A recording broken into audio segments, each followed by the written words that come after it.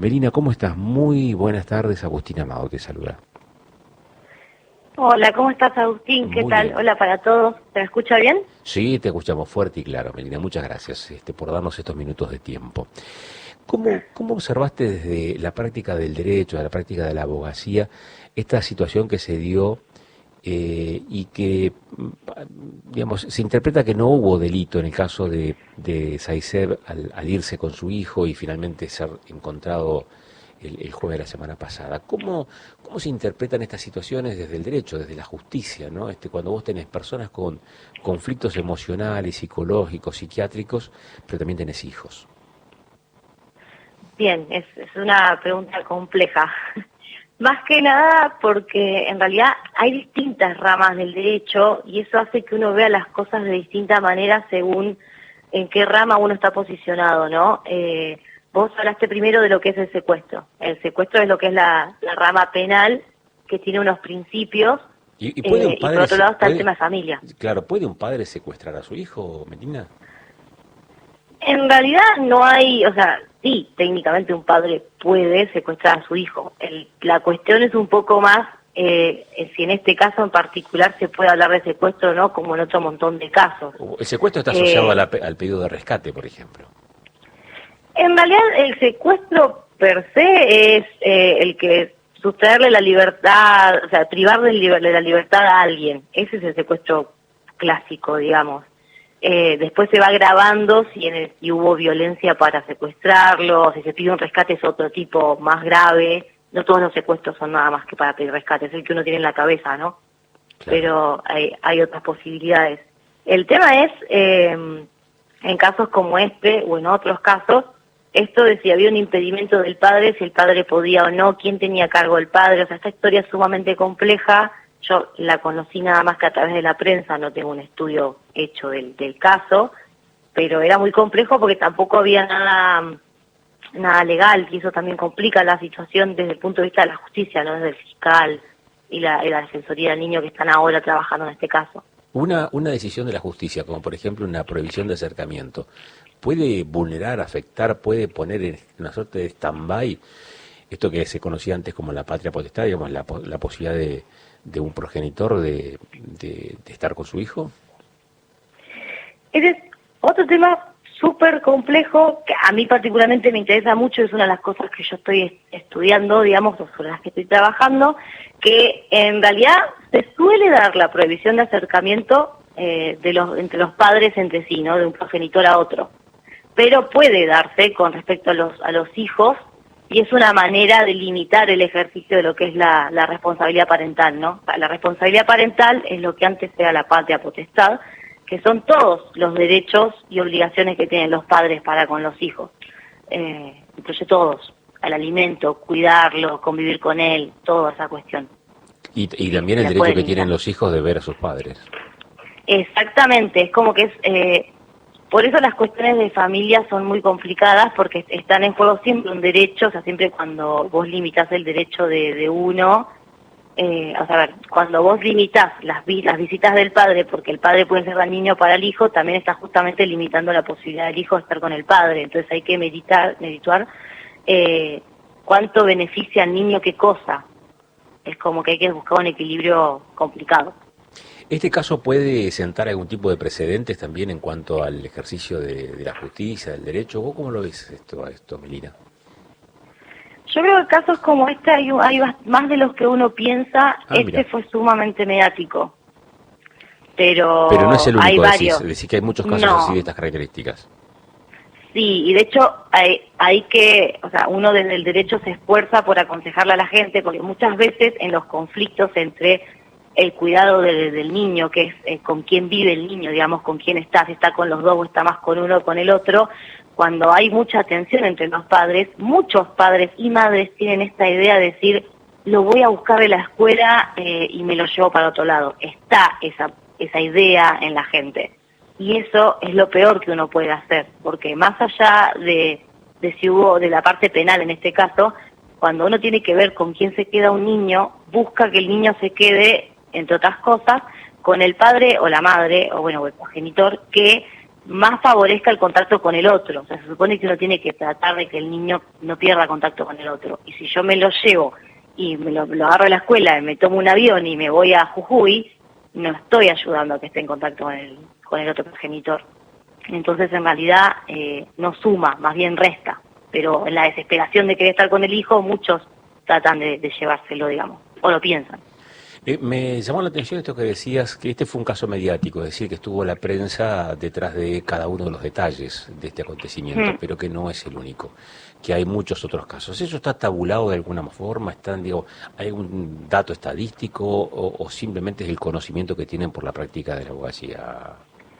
No, yo te lo digo de la práctica, porque la realidad es que no hay de todos los casos estadísticas en Neuquén. Hay algunas cuestiones, pero a mi entender una de las cosas que faltan son estadísticas más claras y concisas de parte del Poder Judicial para justamente poder visualizar este tipo de cuestiones, porque hay una gama muy amplia de casos, pero sí es muy común, o al menos a mí me parece muy común en lo que fue mi práctica profesional, esto de llevarse al nene a otra, por lo general se lo lleva en otra provincia.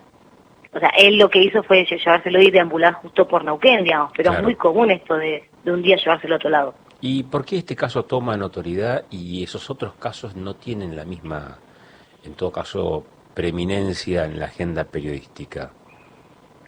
La verdad, yo no sé por qué este caso, no sé si fue porque esta persona, porque en mucho de la prensa hablan de que él es ruso, lo recontra, es algo, una característica que mencionan mucho.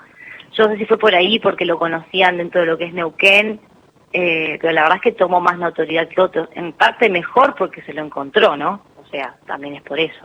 Claro. También eso tiene una carga peyorativa, ¿no? Porque de última no era de nacionalidad rusa este hombre. No, tal cual. Claro.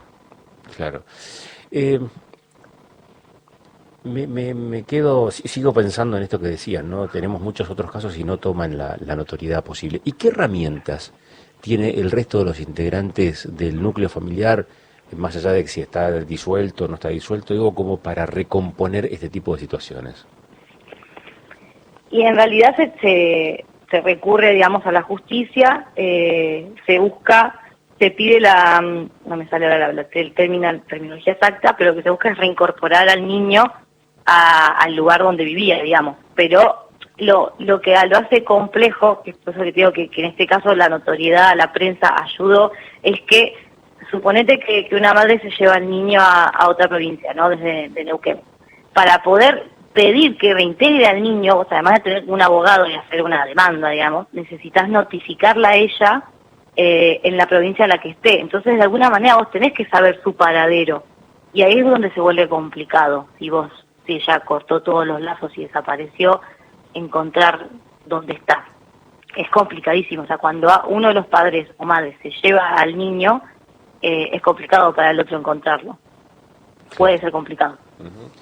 Estos casos que decías no son tan infrecuentes como uno podría pensar, que no es nada más que este caso y que salta digamos, a la tapa de los diarios o de los portales de noticias o a los noticieros de radio, televisión, tal vez por esas características particulares, pero sí los otros casos en donde se hacen o se llevan adelante acciones muy parecidas o similares a estos casos, ¿dan lugar a intervenciones de la justicia o dan lugar a intervenciones tal vez de otras instituciones que tienen que ver con la salud? Dan lugar en principio a la intervención de la justicia y pueden dar intervención a la salud, pero principalmente es a la justicia en realidad. Depende un poco el contexto también de cómo es que... O sea, siempre se judicializa, decís vos. Claro, en realidad judicializarlo es la manera que uno recomienda para poder, para que el niño reingrese, digamos, regrese a su lugar y para que se pueda poner en discusión qué es lo que está pasando y cómo se resuelve, ¿no? Porque hay que ver que en definitiva hay dos progenitores que tienen un niño y que uno capaz quiere vivir en Jujuy y el otro está en Neuquén, y por qué de golpe de un día para el otro se va a Neuquén. O sea, ¿qué es lo que pasa? Cuando uno tiene un hijo con una persona y después la relación se rompe, si es que hubo una relación, ¿no? Y uno quiere irse a vivir a otro lado, se genera esta complicación de que se supone que uno tiene que mantener al niño cerca de los dos. Entonces, una vez que tenés un hijo con alguien en un lugar, es un poco difícil armar todos tus petates e irte de un día para el otro. Claro, Complica. esto que acabas de mencionar, que está relacionado con las migraciones, sobre todo cuando tenés exparejas que comparten no sé si es un arcaísmo lo que dice, la tenencia de un hijo. ¿Cómo se dice ahora? ¿Cómo lo tipifica? Ahora es el cuidado personal. El cuidado personal. Cuando vos tenés distancias muy grandes entre esos dos progenitores, y que obviamente desemboca a veces en situaciones dramáticas, esto que lo que expresan además es una, ¿cómo te diría? Es la angustia por no poder compartir tal vez con tu hijo o hija, ¿no? Quizás está motivado por allí también ese tipo de acciones en función de los casos que mencionabas recién vos. Totalmente, porque se da justamente eso, que cuando hay mucha distancia entre las ciudades, sí o sí el niño va a tener que convivir con uno y ver al otro, no sé, o fines de semana si se puede, o si no las vacaciones. Melina, te agradezco mucho la gentileza de darnos estos minutos para intentar abordar esta temática de la perspectiva del derecho, sabiendo que estas situaciones no son inusuales y sabiendo que hay siempre posibilidades de acudir o apelar al ámbito del Poder Judicial para resolverlos. Muchísimas gracias. No, gracias a ustedes. Hasta luego. Chao, hasta luego.